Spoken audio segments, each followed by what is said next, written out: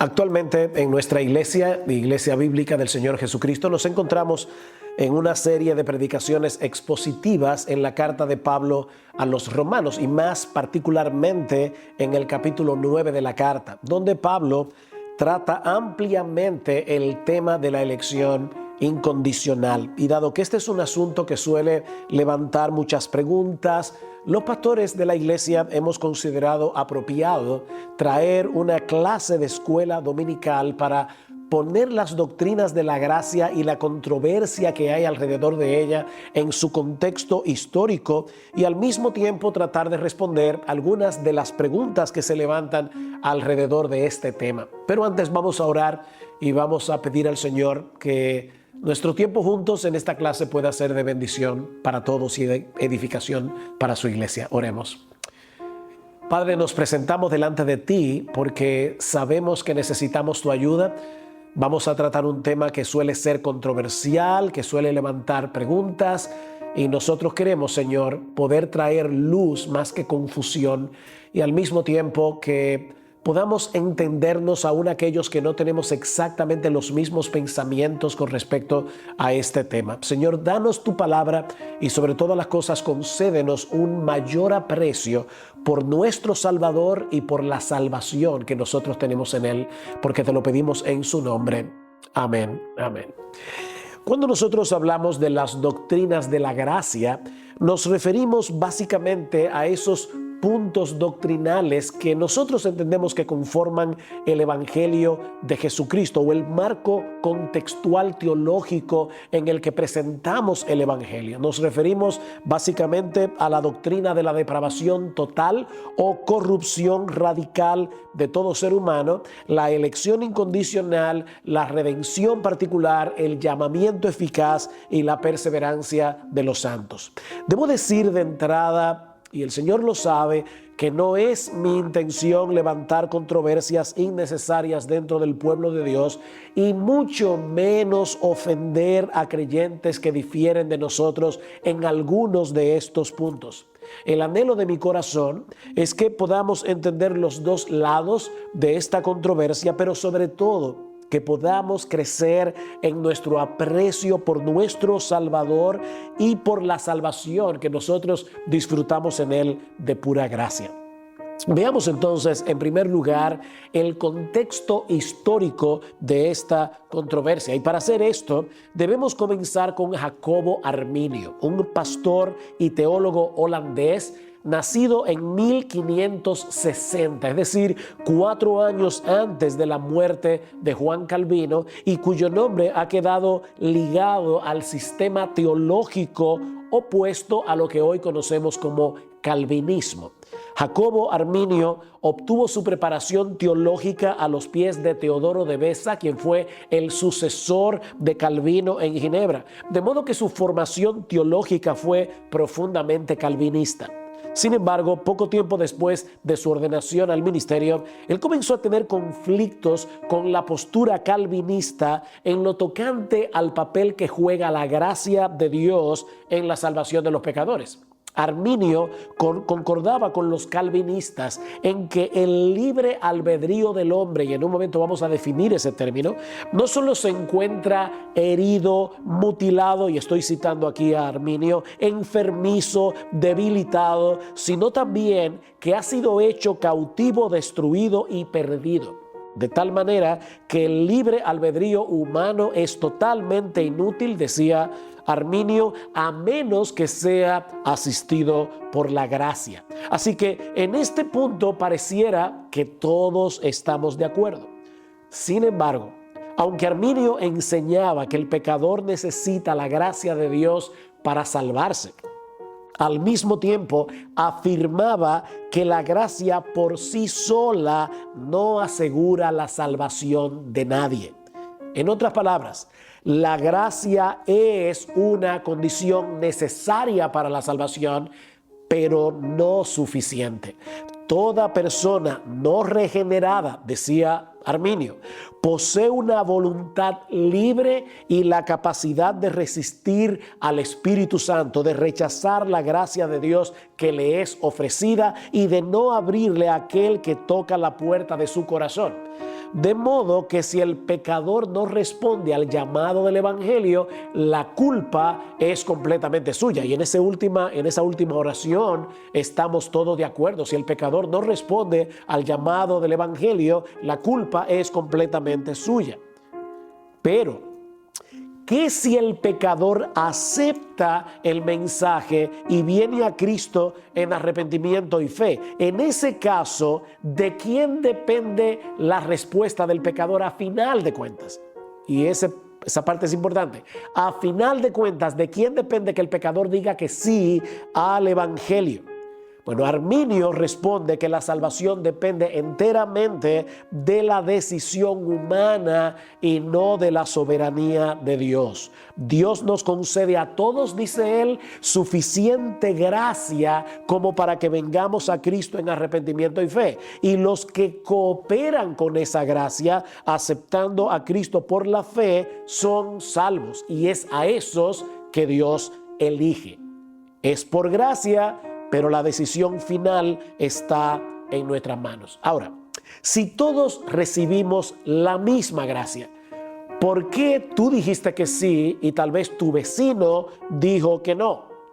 Si ustedes se dan cuenta, esto coloca al creyente en una posición de superioridad en algún sentido por encima de los incrédulos. Pero la Biblia más bien enseña que los creyentes no tenemos nada de qué jactarnos porque la salvación depende de la gracia de Dios, no de mi decisión. Y eso lo vemos, por ejemplo, en Efesios capítulo 2, los versículos 1 al 5. Pablo primero plantea cuál es la condición del hombre en su pecado. Dice en el versículo 1, y Él os dio vida a vosotros que estabais muertos en vuestros delitos y pecados, en los cuales anduvisteis en otro tiempo, según la corriente de este mundo, conforme al príncipe de la potestad del aire, el espíritu que ahora opera en los hijos de desobediencia, entre los cuales también todos nosotros en otro tiempo vivíamos en las pasiones de nuestra carne, satisfaciendo los deseos de la carne y de la mente, y éramos por naturaleza hijos de ira, lo mismo que los demás. ¿Ven la condición?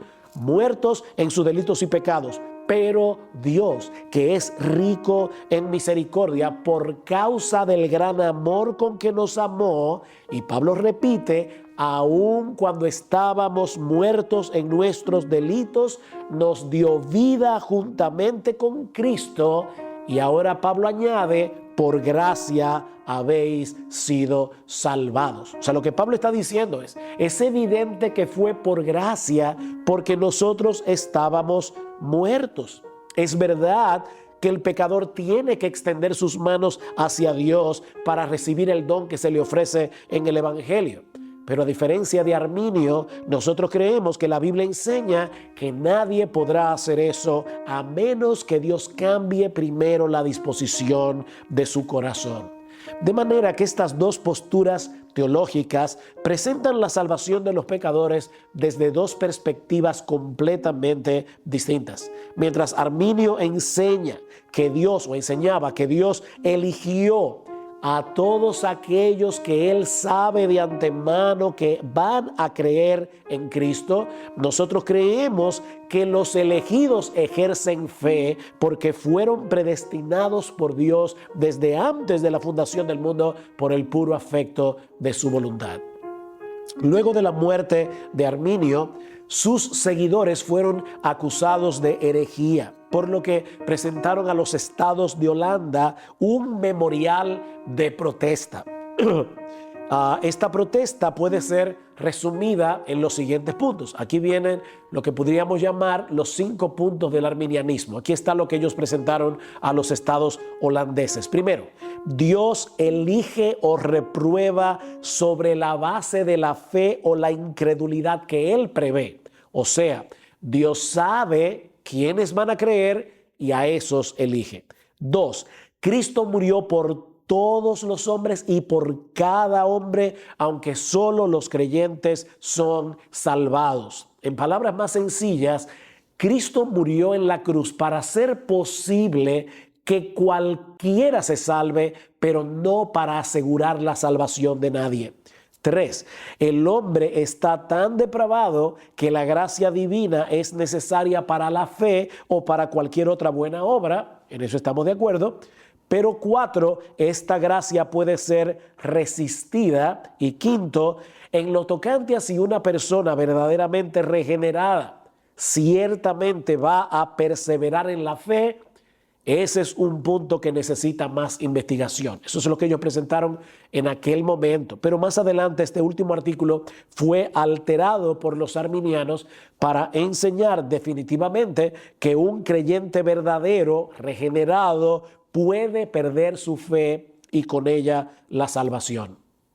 Esta disputa entre calvinistas y arminianos trajo como consecuencia la convocación de un sínodo al que fueron invitados casi todas las iglesias nacionales reformadas y que fue celebrado desde el 13 de noviembre del año 1618 hasta el 9 de mayo del año 1619 en la ciudad de Dordrecht o ciudad de Dort, como se le conoce coloquialmente.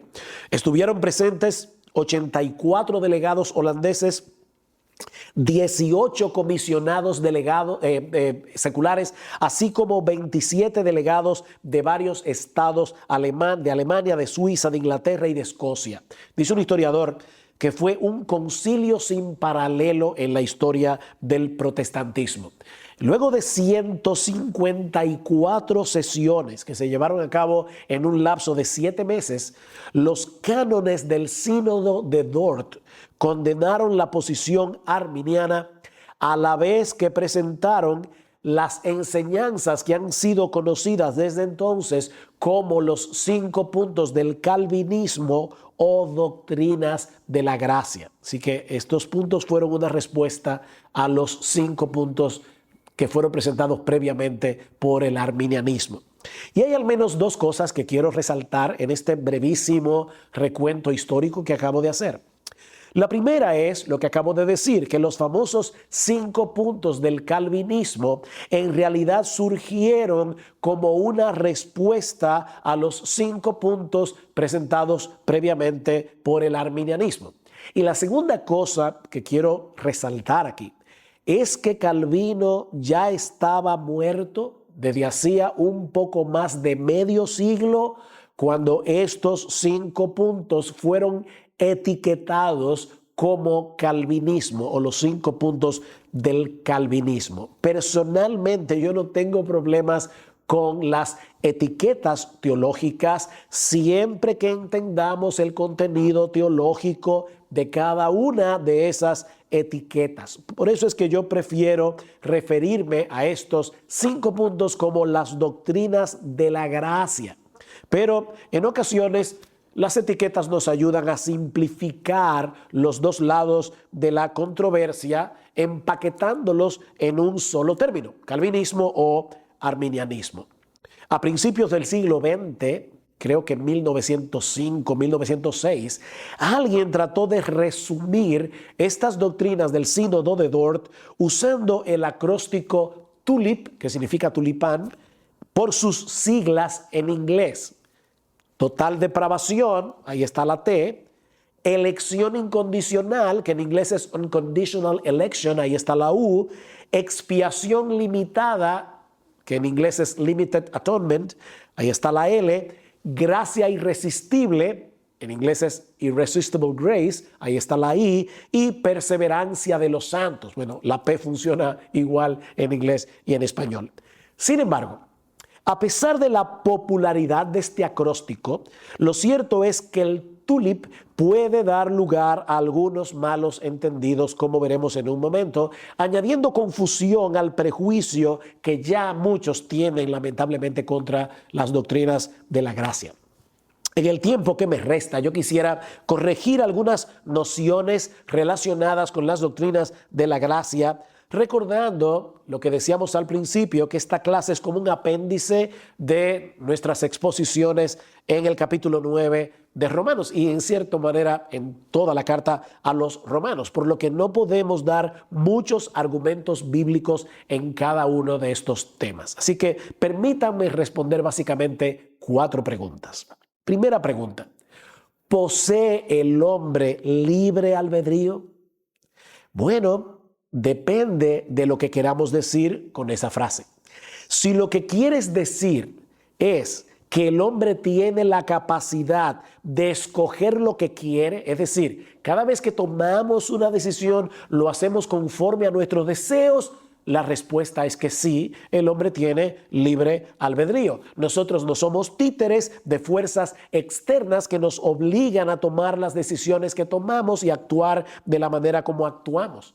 Tenemos libre albedrío en el sentido de que somos capaces de escoger conforme a nuestros deseos. Y en un momento determinado puede haber deseos en conflictos y vamos a decidir conforme al deseo dominante. Puede ser que yo desee perder unas cuantas libras, pero al mismo tiempo deseo comerme un helado. Si el deseo por comerme el helado es más fuerte que el deseo de perder las libras, ya ustedes saben cuál es la decisión que yo voy a tomar. Pero en el siglo XVI, cuando surgió la Reforma Protestante, el término libre albedrío significaba o era usado usualmente con otro significado, porque el debate sobre el tema del libre albedrío giraba en torno a otra cosa. Lo que se estaba debatiendo en ese momento histórico entre la Iglesia Católica y los reformadores era el efecto de la caída sobre la voluntad del hombre. Y la pregunta era, ¿está nuestra voluntad esclavizada a Satanás y al pecado de tal manera que no podemos libremente escoger a Dios? ¿O poseemos todavía la capacidad de buscar lo bueno, de inclinarnos hacia Dios? Todos los reformadores del siglo XVI estaban de acuerdo en que el hombre es moralmente responsable de sus acciones y por lo tanto creían en el libre albedrío en ese sentido, pero al mismo tiempo afirmaban que los hombres nacen esclavizados a Satanás y al pecado y por lo tanto son incapaces de creer y arrepentirse a menos que Dios los libere de esa esclavitud. En otras palabras, el hombre siempre hace lo que quiere. Estamos claros en eso.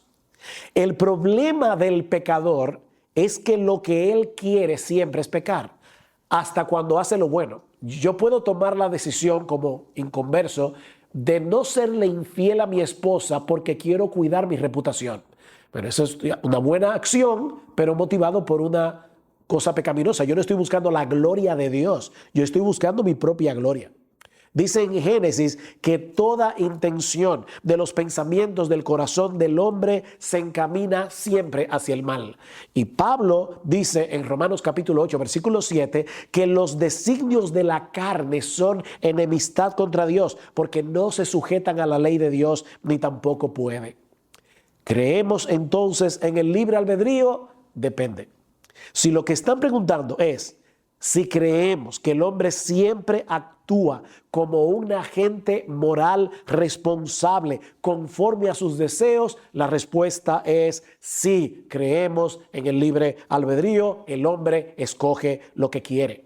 Pero si lo que estás preguntando es si después de la caída el hombre posee la capacidad de inclinar su voluntad hacia Dios y en contra del pecado, entonces la respuesta es no, no creemos que el hombre en su estado caído posee tal capacidad. Cristo dijo en Juan 5:40, ustedes no quieren venir a mí para que tengáis vida. Es a eso que nos referimos cuando hablamos de la depravación total del pecador.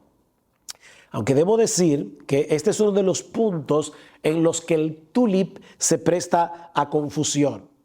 Recuerden que no fue sino hasta principios del siglo XX cuando alguien publicó este acróstico en una revista para resumir los cánones del sínodo de Dort. Y la T corresponde a total depravación. El problema con esta expresión es el mismo que hemos señalado respecto al libre albedrío.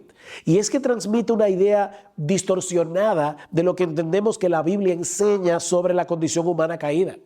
Cuando una persona escucha el día de hoy que el hombre no regenerado está totalmente depravado, naturalmente tiende a pensar que lo que estamos enseñando es que el hombre es incapaz, completamente incapaz, de hacer algo bueno en ningún sentido. Pero mis hermanos, eso no es lo que la Biblia enseña. a pesar de su estado caído, el hombre sigue portando la imagen de Dios, aunque en una forma distorsionada. Por ejemplo, en Génesis capítulo 9, versículo 6, Dios dice: el que derramare sangre de hombre, por el hombre su sangre será derramada, porque a imagen de Dios es hecho el hombre. Y eso se escribió después de la caída. Pablo dice en Romanos 2:14 que los gentiles que no tienen ley, en ocasiones hacen por naturaleza lo que es de la ley. Y el Señor Jesucristo enseñó claramente que incluso los hombres malos son capaces de hacer buenas cosas por sus hijos. Mateo capítulo 7, versículos 9 al 11. Si vosotros, siendo malos, les dais buenas cosas a vuestros hijos, ¿cuánto más vuestro Padre Celestial?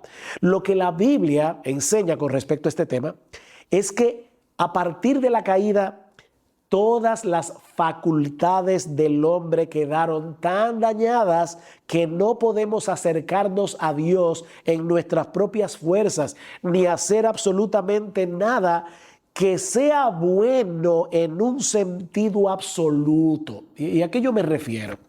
Bueno, para que una obra sea realmente buena en un sentido absoluto, debe ser hecha primariamente para la gloria de Dios y en dependencia de Dios, y nadie puede hacer eso en su estado natural no regenerado.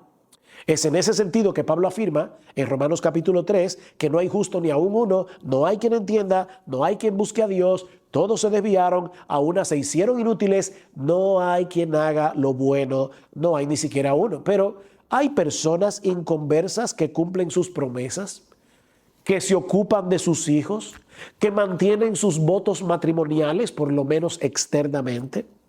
Ahora, como el hombre incrédulo no hace ninguna de esas cosas para la gloria de Dios y en dependencia del Espíritu Santo, no son buenas obras en un sentido absoluto, pero sí son buenas en un sentido relativo.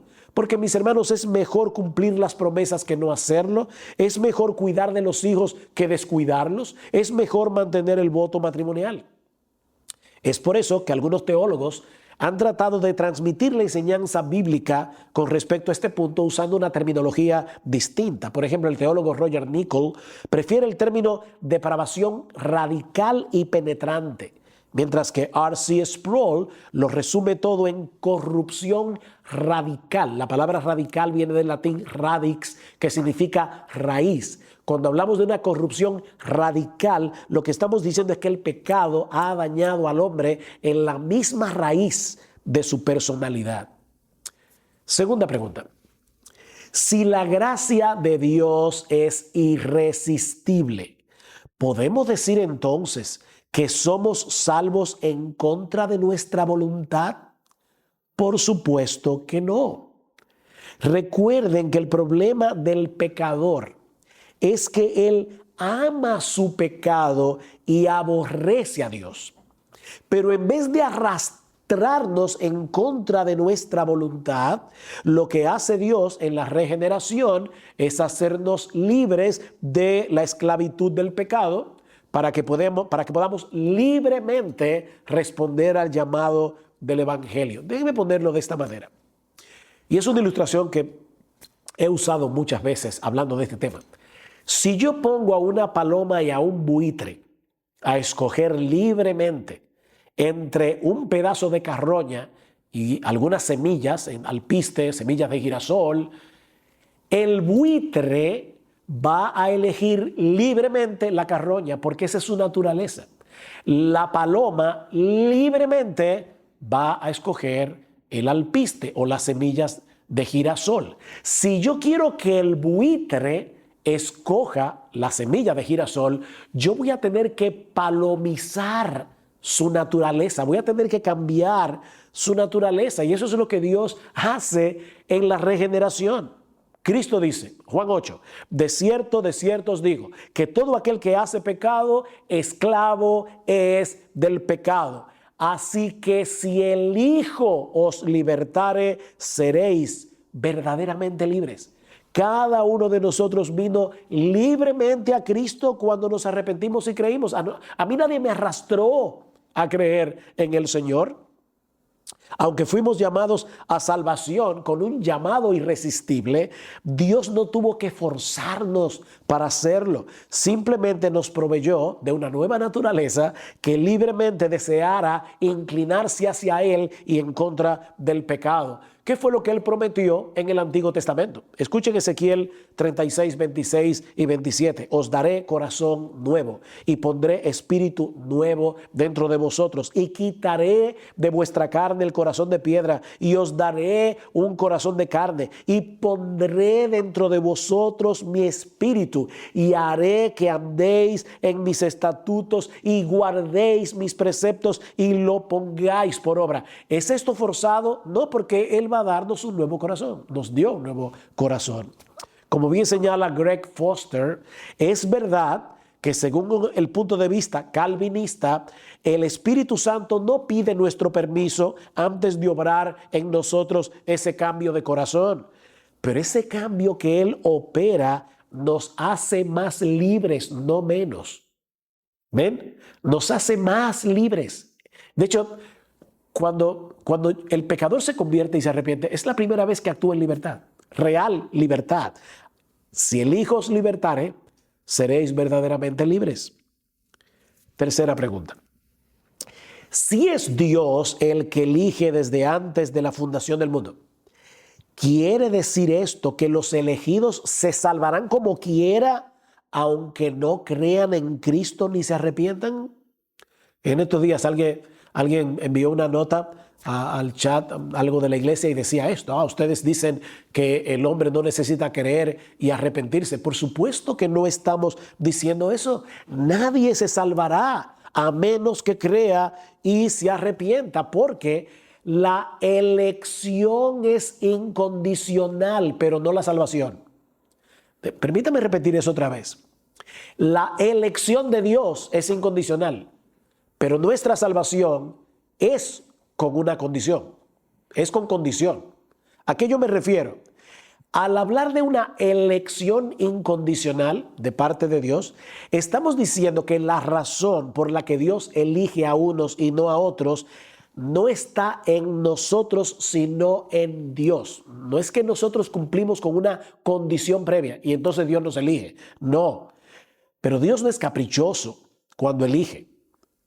Dios elige por una razón, pero esa razón está en Él, no en nosotros. Por eso es que Pablo insiste en Efesios 1, que fuimos elegidos según el puro afecto de su voluntad, puro afecto de su voluntad. Recuerden lo que vimos recientemente cuando estudiamos Romanos capítulo 9, versículo 11, hablando de Jacob y Esaú. Dice: aún los mellizos no habían nacido y no habían hecho nada, ni bueno ni malo, para que el propósito de Dios conforme a su elección permaneciera, no por las obras, sino por el que llama. Se le dijo a Rebeca: el mayor servirá al menor. ¿Ven? La elección de Dios no estaba condicionada a lo que él vio previamente que iba a ser Jacob, como si él fuera mejor que Saúl. No habían nacido ni habían hecho nada bueno ni malo cuando Dios eligió a Jacob. Así que la elección es incondicional. Pero mis hermanos, hay una condición necesaria para salvarse: creer y arrepentirse. ¿Qué dice el Señor Jesucristo en Lucas capítulo 13, los versículos 1 al 5? 2 veces repite: si no os arrepentís, todos pereceréis igualmente. Señores, ¿qué debo hacer para ser salvo? Cree en el Señor Jesucristo y serás salvo, le dijo Pablo al carcelero de Filipo. Pero el Espíritu tiene que obrar en nosotros para que podamos responder al llamado de Dios. Él nos da una nueva naturaleza en la regeneración para que voluntariamente, libremente, vengamos a Cristo en arrepentimiento y fe. Somos nosotros los que creemos y los que nos arrepentimos. Nadie puede hacer eso por nosotros. Pero eso solo puede ser posible cuando el Espíritu Santo nos regenera de pura gracia. Déjenme citar algunos textos rápidamente. Hechos 11, 18, cuando Pedro da el reporte de lo que pasó en la casa de Cornelio. Escuchen cómo reaccionaron estos judíos creyentes que escucharon el reporte. De manera que también a los gentiles ha dado Dios arrepentimiento para vida. Ven, es un don que Dios da en la regeneración. Hablando de Apolos en Hechos 18, 27. Dice, y queriendo él pasar a Acaya, los hermanos le animaron y escribieron a los discípulos que le recibiesen. Y llegado él allá, fue de gran provecho a los que por la gracia habían creído. Filipenses 1:29, porque a vosotros os es concedido, y la palabra griega allí es, se os ha dado de gracia a causa de Cristo, no solo que creáis en Él, sino también que padezcáis por Él. Eso es algo que Dios nos ha dado de gracia. El problema del arminianismo es que presupone que si Dios pone una condición para salvarse, arrepentirse y creer, el hombre debe ser capaz de cumplir esa condición. De lo contrario, Dios estaría actuando como el padre que le pide a su niño de 5 años que salte una verja de 1 metro, o de lo contrario, lo va a disciplinar, lo va a castigar físicamente. Pero hay un problema con esa analogía.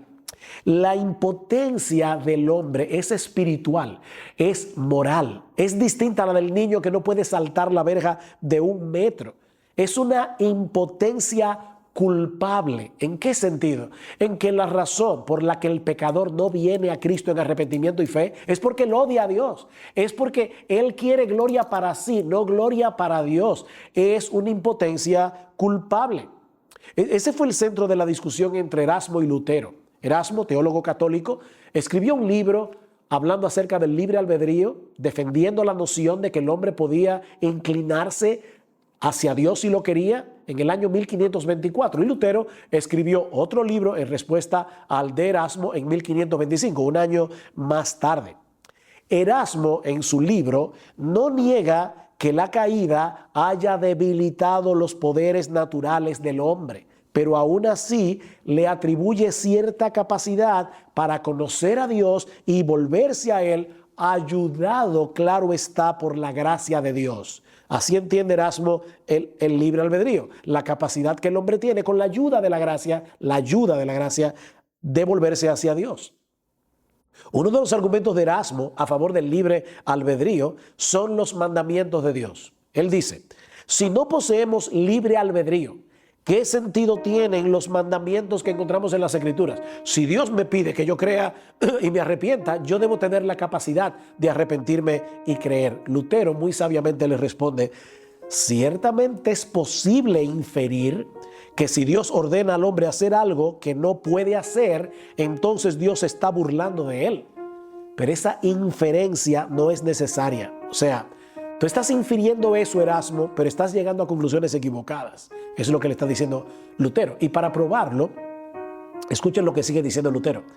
Pablo nos enseña en el Nuevo Testamento que la ley tiene el papel de un ayo para llevarnos a Cristo. Gálatas 3, 24 y 25. Dios manda al hombre guardar toda la ley perfectamente. ¿No es así? Gálatas capítulo 3, versículo 10. Santiago capítulo 2, versículo 10. Si seguimos la lógica de Erasmo, tendríamos que llegar a la conclusión de que el hombre es capaz de ser perfectamente santo. O sea, si Dios dice en su palabra, guarda toda mi ley, ¿significa eso que yo puedo guardar toda mi ley? ¿O quiere Dios más bien hacerme ver mi impotencia para que yo vaya a Cristo buscando lo que solo Cristo puede darme? Lo que hace Dios en nosotros es transformar nuestra naturaleza para que podamos responder a su llamado en arrepentimiento y fe. Y el Antiguo Testamento nos provee una muy buena ilustración de cómo Dios opera en nosotros el querer como el hacer por su buena voluntad, como dice Pablo en Filipenses capítulo 2. En Segunda de Crónicas, capítulo 30, hay una historia bien interesante del rey Ezequías. El rey Ezequías se da cuenta que los judíos no habían celebrado la Pascua en muchos años. Así que él envía correos a través de todo Israel, llamando a los israelitas a venir a Jerusalén en obediencia a la ley para celebrar la Pascua. Vean lo que dice el versículo 6 de Segunda de Crónicas 30. Y los mensajeros fueron por todo Israel y Judá con cartas de mano del rey y de sus príncipes, conforme al mandamiento mandato del rey, diciendo: hijos de Israel, volveos al Señor Dios de Abraham, de Isaac y de Israel, para que Él se vuelva a aquellos de vosotros que escapasteis y que habéis quedado de la mano de los reyes de Asiria. Y la carta sigue diciéndole: si ustedes se vuelven, si ustedes obedecen al Señor, el Señor se volverá a vosotros.